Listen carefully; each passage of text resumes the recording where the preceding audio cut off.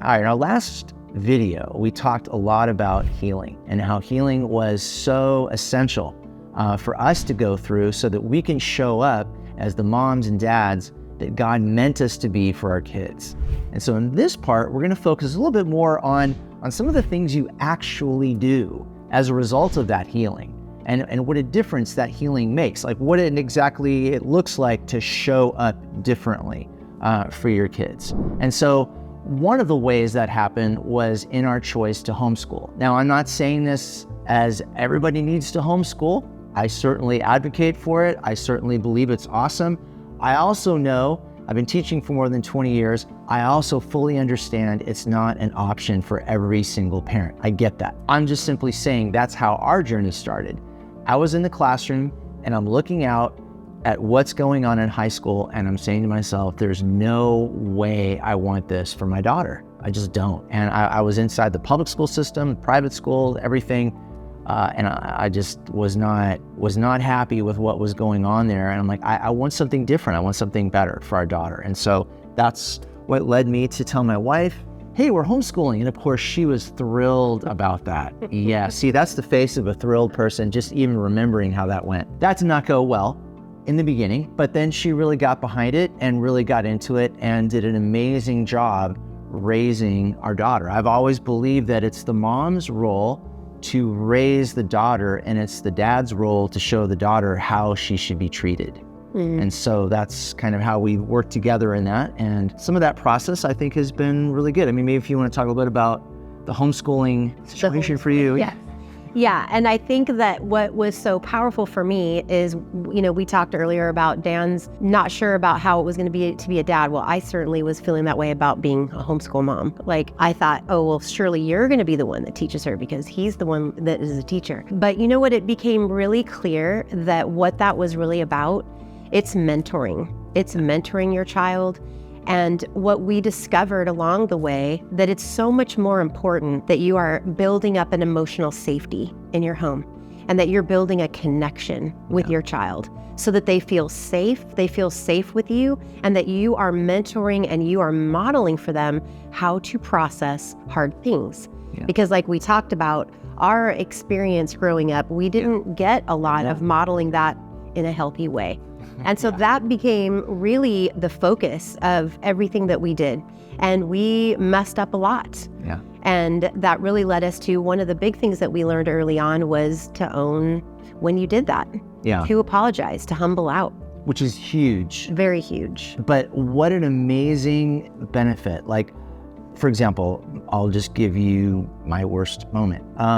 So we were at the store. I can't remember which store it was, but we were in the parking lot, walking towards it, and Landry was asking me question after. She was just pestering me with questions, and I was trying to kind of get her off of it, and she wasn't having it. I was not having a good day. And finally, I just turned to her, and she's this little 6-year-old, and I said, shut up. And I was in her face, I was loud, I was mean, and I just saw her just crushed her in a second. And I immediately had the thought, wow, you just did something bad that you better hope you can fix.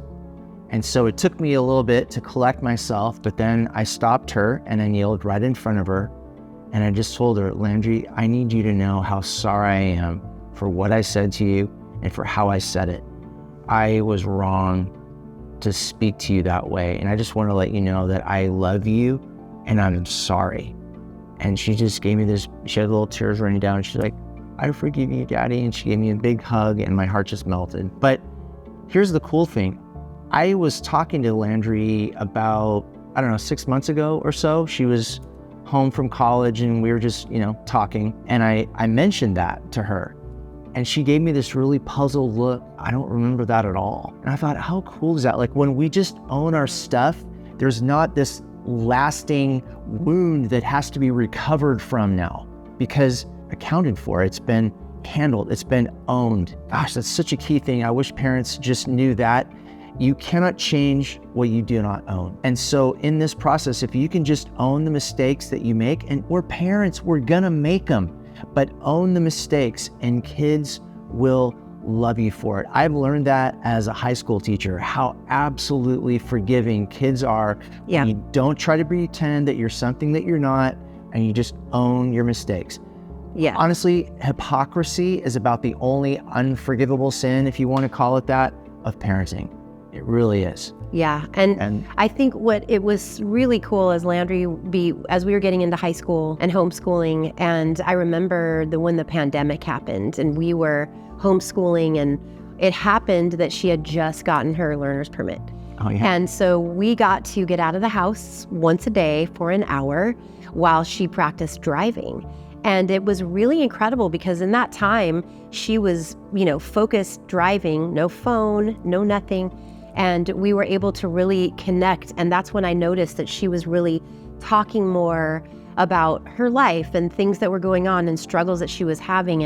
And what I was really experiencing was the years of really working on focusing on that, trying to be that safe place for her to go to, trying to help navigate through her emotions. And our goal was really that when she got older, that she would want to invite us in for advice, that she would not be someone who was hiding things from us, but actually inviting us in and asking us for our input.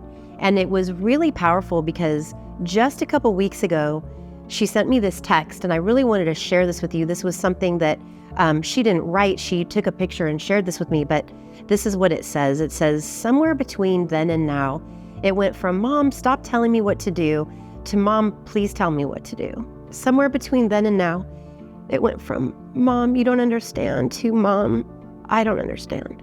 Somewhere between then and now, it went from, Mom, stop asking so many questions, to Mom, I have so many questions.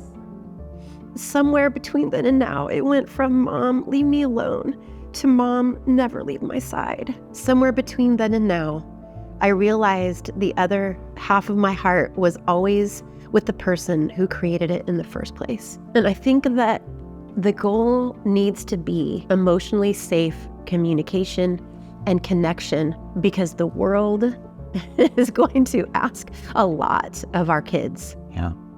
And we want them to know that they don't have to fight us, and that we are on their side and we're united and we're partnering with them. Yeah.